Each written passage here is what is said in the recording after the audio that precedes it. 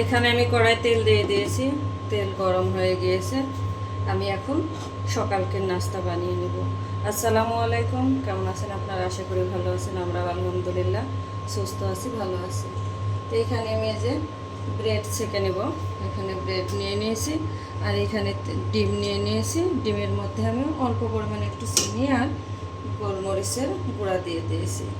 এখন আমি এইভাবে ডিমে চুবিয়ে ভেজে নেব।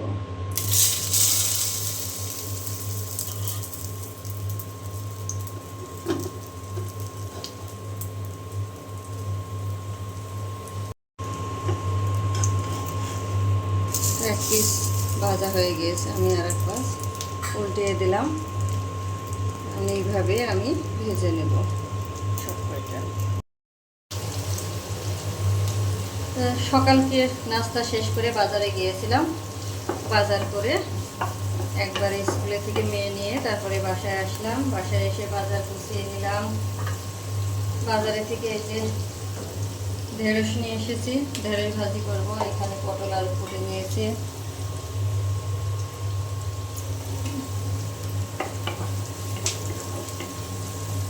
তো পেঁয়াজটা ভেজে নেওয়া হয়ে গিয়েছে, আমি এখন ঢেঁড়স দিয়ে দিলাম।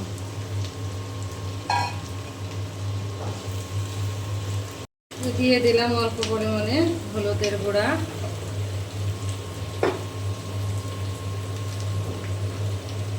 আর দিয়ে দিলাম স্বাদ মতো লবণ।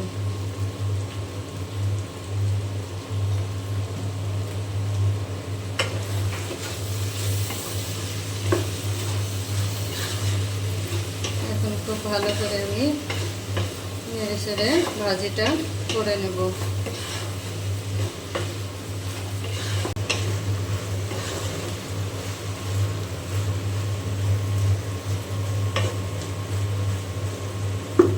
আমি ঢাকবো না, না ঢেকে ভাজিটা করে নেব।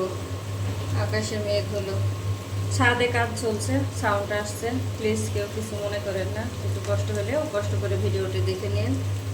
ছাদে মনে হয় পানির ট্যাঙ্কির কাজ চলছে।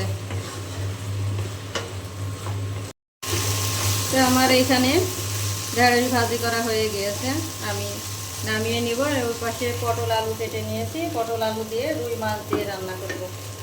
আর বাহিরের ওয়েদার, ঝড় বৃষ্টি শুরু হয়ে গিয়েছে, বৃষ্টি হচ্ছে, ঝড় হচ্ছে, আর খুব জোরে জোরে মেঘ ডাকছে, বিদ্যুৎ চমকাচ্ছে।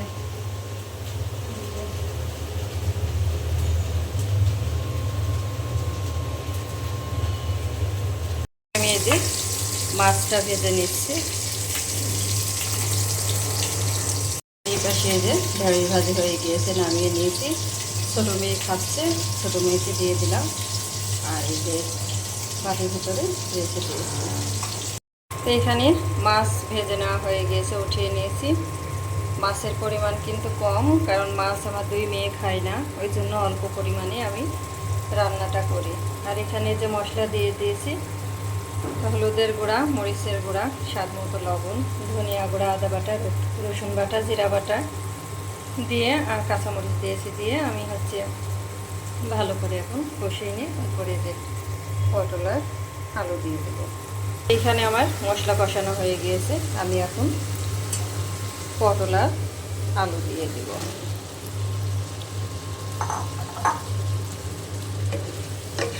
এখন মশলার সঙ্গে খুব ভালো করে আমি পটল আলু কষিয়ে নেব।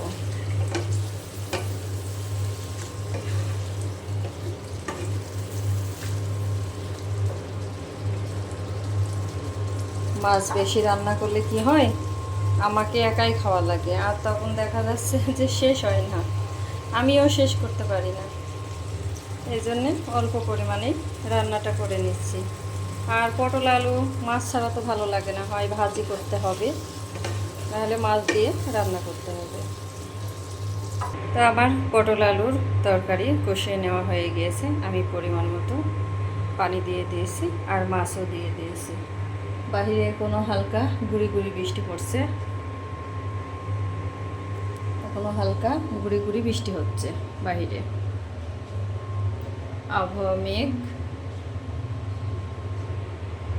সকালে থেকে অনেক গরম পড়ছিল। তবে বৃষ্টি আর একটু জোরে হওয়ার দরকার ছিল বৃষ্টি, তাহলে আবহাওয়াটা বেশি ঠান্ডা হয়ে যেত। তরকারি রান্না হয়ে গিয়েছে, আমি এখন নামিয়ে দিব রুই মাছ দিয়ে পটল আলুর তরকারি। আমি কিন্তু ভাজা জিরা গুঁড়াও দিয়ে দিয়েছি।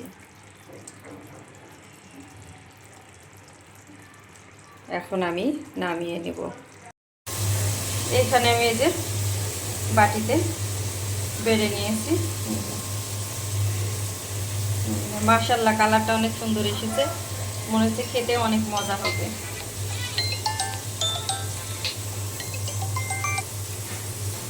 আর এখানে একটু পটল ভেজে নিচ্ছি।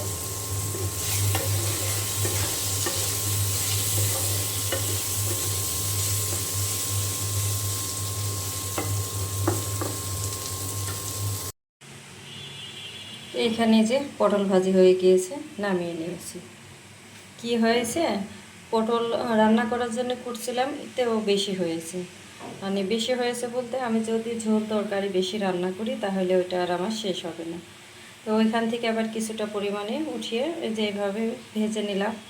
এইভাবে ভেজে যদি রাখি তাহলে এটা শেষ হয়ে যাবে, খেয়ে নেবে আমার মেয়েরা। আর যদি বেশি হয় তাহলে আর ওইটা খাবে না, আমাকে একা খাওয়া লাগে। ওই জন্য একটু বুদ্ধি খাটিয়ে ওইখান থেকে অর্ধেক পরিমাণ উঠিয়ে এই যে এইভাবে ভেজে রাখলাম। এইভাবে ভেজে রাখলে এটা খাবে, শেষ হয়ে যাবে না। তা আমার রান্না শেষ হয়ে গিয়েছে। আমি এই যে খুব সুন্দর করে চুলা মুছে পরিষ্কার করে নিলাম, একদম সুন্দর করে সব কিছু মুছে নিয়েছি। বেসিং টেসিং সব এই যে পরিষ্কার করে একদম ধুয়ে নিলাম সব কিছু। বাহিরে আবার রোদ বের হয়েছে, আবার মেঘ আবহাওয়াটাও মানে মেঘলা আর কি, রোদও আছে মেঘও আছে। তো আমি এখন গোসলে যাব। তো গোসল শেষ করে চলে আসলাম দুপুরকির খাবার খাওয়ার জন্য। দুপুরকির খাবারটা এখন আমরা খেয়ে নিব। ছোটো মেয়ের খাওয়া হয়ে গিয়েছে, আমি আর বড় মেয়ে খাবো। এইখানে যে ভাত, এইখানে আছে যে ঢেঁড়স ভাজি, আর এইখানে আছে পটল ভাজি, আর এইখানে আছে রুই মাছ দিয়ে পটলের তরকারি। তো দুপুরকের খাবারটা আমরা এখন খেয়ে নিই। আর দুপুরকের খাবারটা খাবার আগে আমি আপনাদের কাছ থেকে আজকে বিদায় নিব। তো যে সকল আপু ভাইয়ারা আমাকে ভালোবাসা দিচ্ছেন তাদেরকে অসংখ্য অসংখ্য ধন্যবাদ। কারণ চেনা নাই জানা নাই, আপনারা যে এত ভালোবাসা দিচ্ছেন মানে এটা বলে বোঝাইতে পারবো না। তো সবার জন্য রইল অনেক অনেক দোয়া ও ভালোবাসা। আর আপু ভাইয়াদের কাছে প্রতিদিনকার মতো আজও বলি যে ভিডিও দেখা শুরুতে প্লিজ একটি লাইক দিয়ে ভিডিওটি দেখা শুরু করবেন। আর যদি বেশি ভালো লাগে আমার চ্যানেলটি সাবস্ক্রাইব করে আমার পাশে থাকবেন। আর যেসব আপু ভাইয়ারা নতুন নতুন জয়েন্ট হচ্ছেন আমার ভিডিওতে, তারা হচ্ছে একটু ওয়েট করবেন, ইউটিউবের নিয়ম মেনে আমি আপনাদের ভিডিওতে চলে যাব।